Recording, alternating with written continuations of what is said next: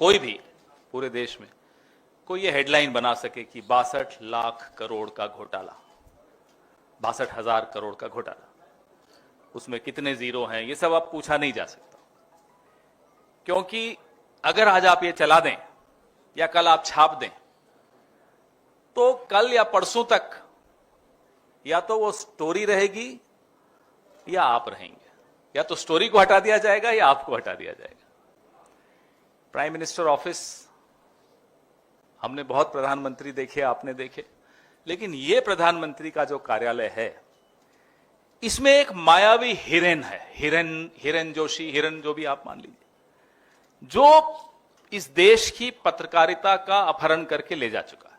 सुना आजकल वो हिरन परेशानी में है, कोई और खरगोश, चीता, गीदड़ कोई आ जाएगा प्राइम मिनिस्टर ऑफिस में जो आपको पत्रकारिता नहीं करने देगा, 62,000 करोड़ के घोटाले के विषय में न छापने देगा न चलाने देगा।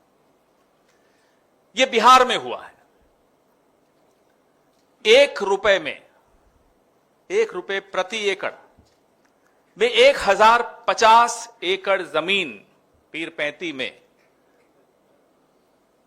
सारी खुदाई एक तरफ, गौतम भाई एक तरफ, उनको दे दी, गौतम अदानी को दे दी। हमने ये मुद्दा उठाया, सितंबर में उठाया, दिल्ली में उठाया, पटना में उठाया, राजेश भाई थे यहां पटना में जब उठाया, लेकिन उसमें रोज नए खुलासे हो रहे हैं। अब जो नई बात इसमें आई है वो ये है कि भारतीय जनता पार्टी के एक वरिष्ठ नेता, बिहार से ताल्लुक रखते हुए, ऊर्जा मंत्री रहे हुए, आर.के. सिंह नाम है उनका, आज भी बीजेपी में हैं, 10 साल तक नरेंद्र मोदी जी के कैबिनेट में मंत्री रहे और ऊर्जा का पद भी संभाला। वो कह रहे हैं कि 62,000 करोड़ का घोटाला हुआ। वो 3 दिन से कह रहे हैं। आप में से एक चैनल ने चलाया, फिर उड़ाया, फिर शाम को उस चैनल ने एक ओपिनियन पोल भी दिखाना पड़ा उसको मजबूरी में, जिसमें एनडीए को जीता हुआ दिखा दिया। अब वो भरपाई तो करनी पड़ेगी क्योंकि वो फिर वहां मायावी हिरण है। तो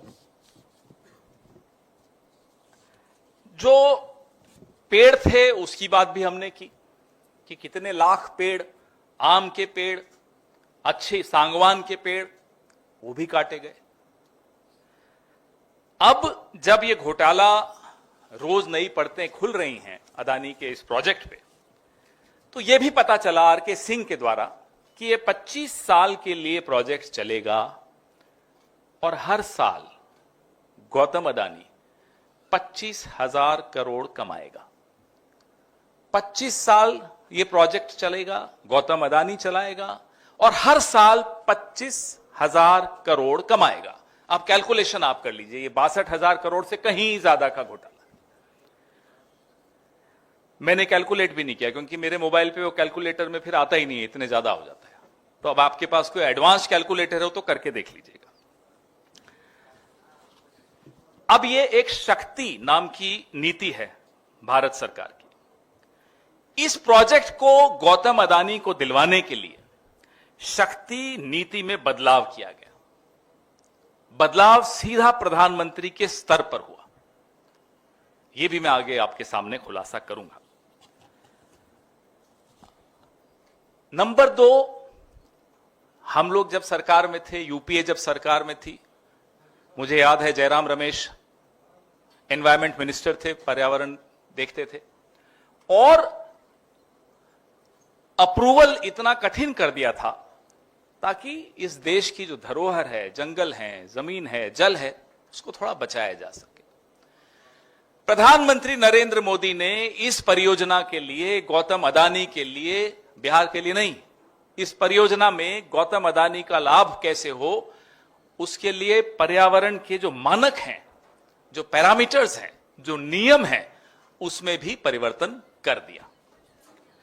और इंजीनियर्स ने, विशेषज्ञों ने बड़ा विरोध किया, फाइलों पर भी विरोध किया, इसी पीरपैंती के प्रोजेक्ट का विरोध किया, लेकिन फिर भी, मैं फिर दोहराता हूं, फिर भी सारी खुदाई एक तरफ, गौतम भाई एक तरफ, सारी फाइलें अप्रूव हो गई और प्रोजेक्ट उन्हें मिल गया।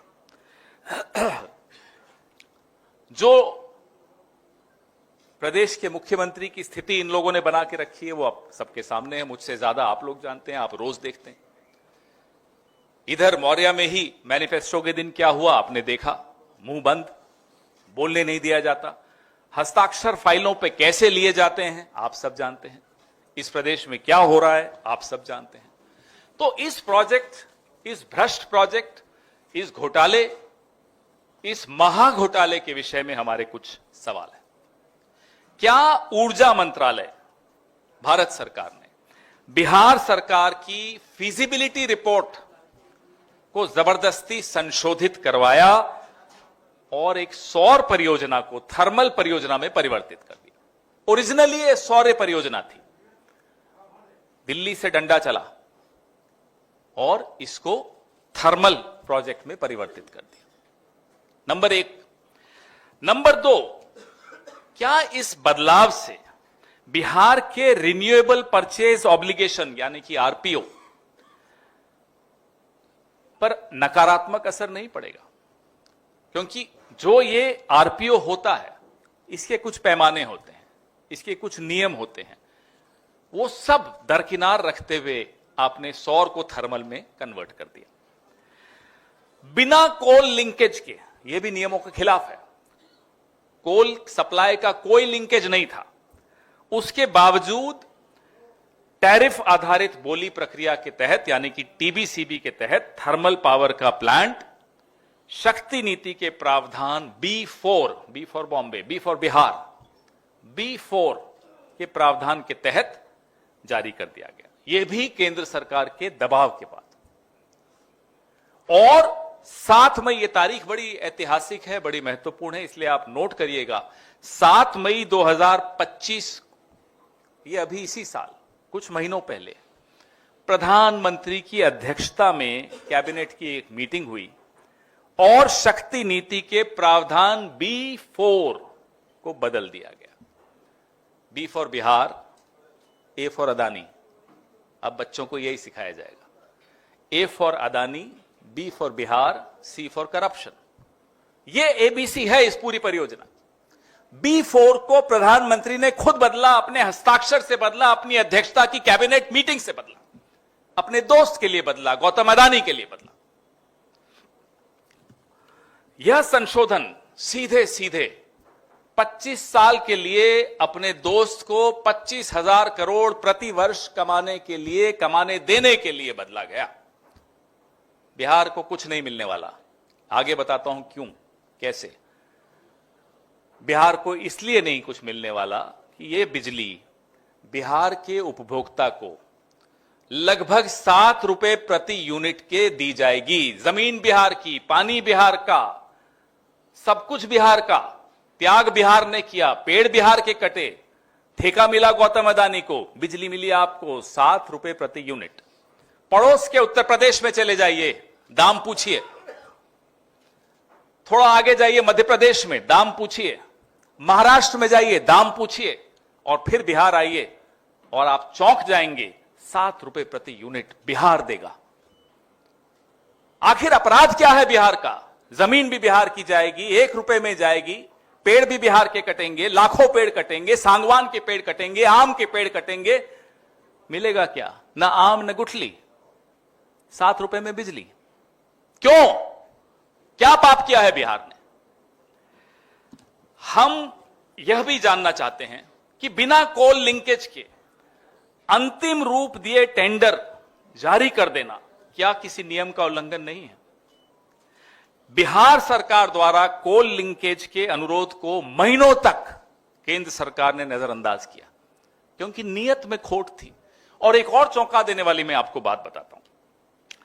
पिछले बजट में, केंद्रीय बजट में यह घोषणा की कि पीरपैंती बिहार में एक बिजली की परियोजना के लिए 21,500 करोड़ आवंटित कर दिए गए। आपने कभी सुना कि 21,500 करोड़ किसी निजी प्रोजेक्ट के लिए लागू किए गए, आवंटित कर दिए गए हैं? बजट में यह प्रावधान क्यों किया गया था?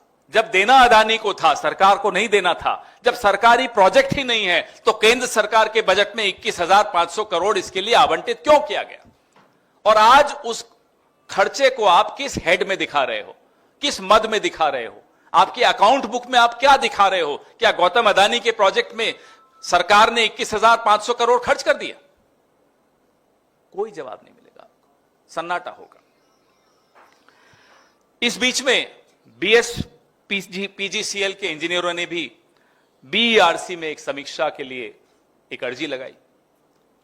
इंजीनियर्स बड़ी मजबूत लॉबी होती है।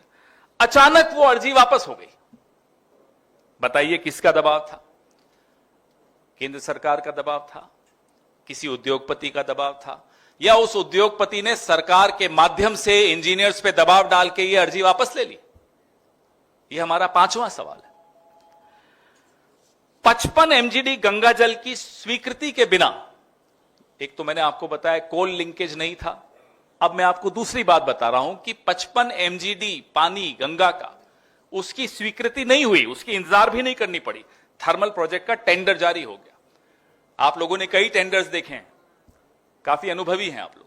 आप जानते हैं कि टेंडर जारी करने से पहले कई चीजें, कई मानकों पर खरा उतरना पड़ता है, कई फाइलें कंप्लीट करनी पड़ती हैं, कई कागज लगाने पड़ते हैं फाइलों पर, तब जाकर टेंडर इशू होता है। लेकिन नहीं, गौतम भाई का मामला है,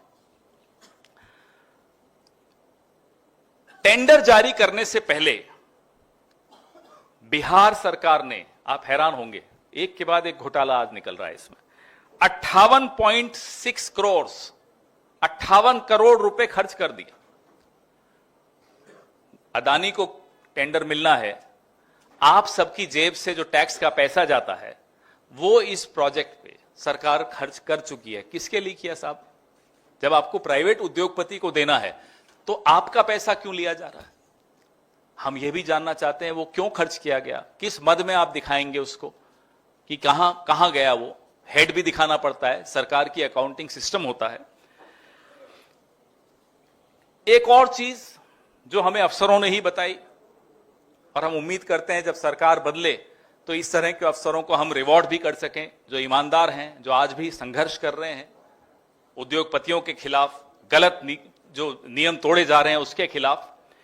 हमें यह बताया गया कि एनवायरमेंट इंपैक्ट असेसमेंट नहीं किया गया, EIA जिसको कहते हैं वो नहीं किया गया। हमें यह भी बताया गया कि कॉस्ट बेनिफिट एनालिसिस भी नहीं किया गया। कोई भी प्रोजेक्ट अगर आप टेंडर निकालते हैं तो ये दोनों चीजें बहुत आवश्यक होती हैं, दोनों नहीं की गई। हजारों पेड़ों की कटाई के विषय में ये तभी हो सकता है जब आपने एनवायरमेंट इंपैक्ट असेसमेंट किया ही नहीं है। तो कुछ भी नहीं किया, 21,500 करोड़ पहले बजट में घोषणा करके वाहवाही बटोरी की देखो बिहार के लिए सरकार क्या कर रही है, प्रोजेक्ट दे दिया एक प्राइवेट आदमी को।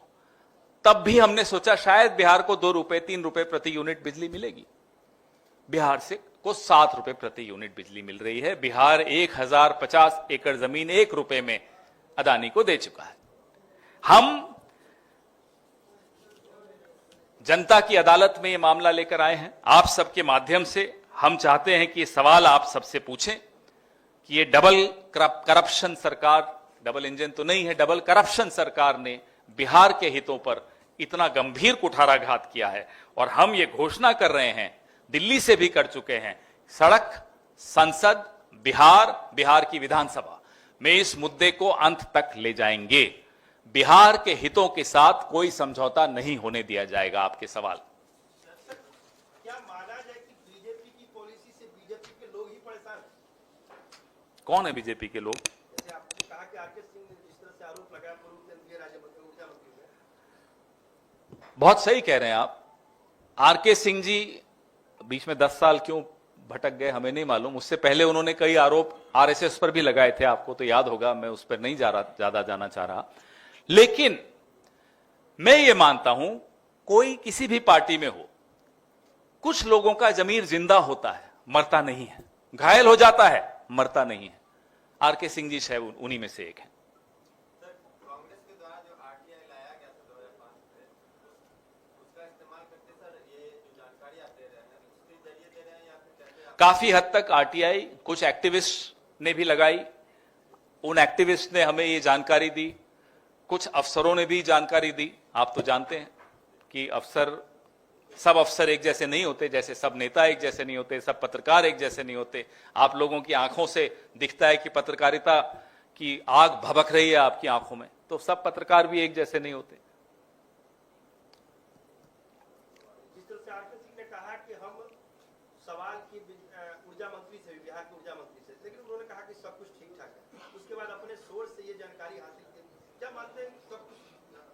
भाई हम आपको अभी राजेश जी से मैं आग्रह करूंगा, थोड़ी देर में आपके मोबाइल्स पे सारे एनेक्सर्स, फाइलों की कागज, फोटोकॉपीज, सब कुछ लगभग 175 कागज में अभी आपको देने वाला हूं।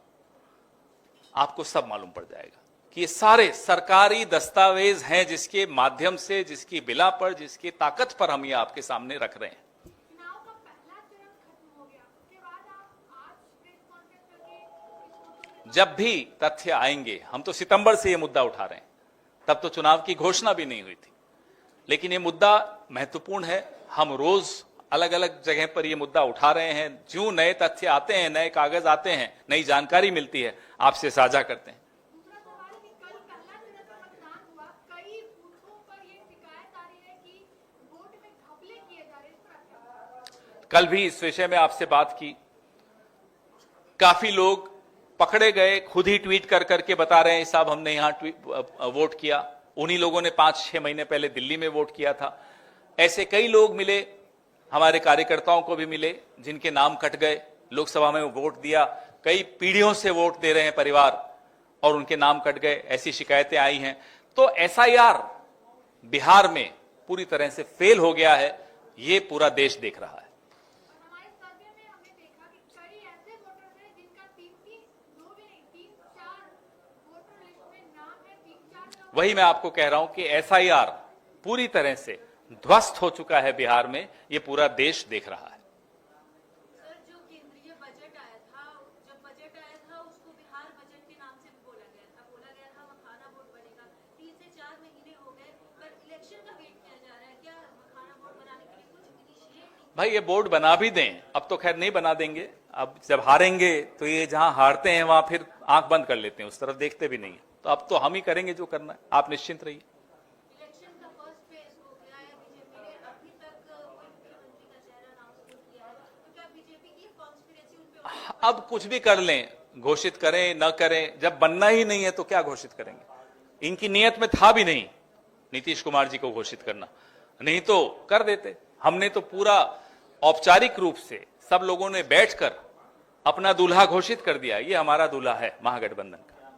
सर, अमूमन पिछले सरकार द्वारा किए गए कृतियों को आने वाली सरकार भूल जाती है, क्या आप भी वही करेंगे या उस पर कार्रवाई करेंगे? हम बदलाव लाएंगे, बदले की भावना से नहीं लाएंगे, लेकिन जिसने भी बिहार के हितों पर हमला बोला है उसको बख्शा भी नहीं जाएगा। वो अफसर हो, वो नेता हो, वो कोई हो, वो ठेकेदार हो, वो कोई कंपनी का मालिक हो, कोई हो। बीजेपी के तमाम नेता नीतीश कुमार के नाम को आगे करने के ये कहते हैं कि देयर इज नो वैकेंसी, इसका क्या मतलब समझा है? नीतीश कुमार जी के लिए वैकेंसी यही कहते थे महाराष्ट्र में एकनाथ शिंदे के लिए, रिजल्ट आते ही रंग बदल गए।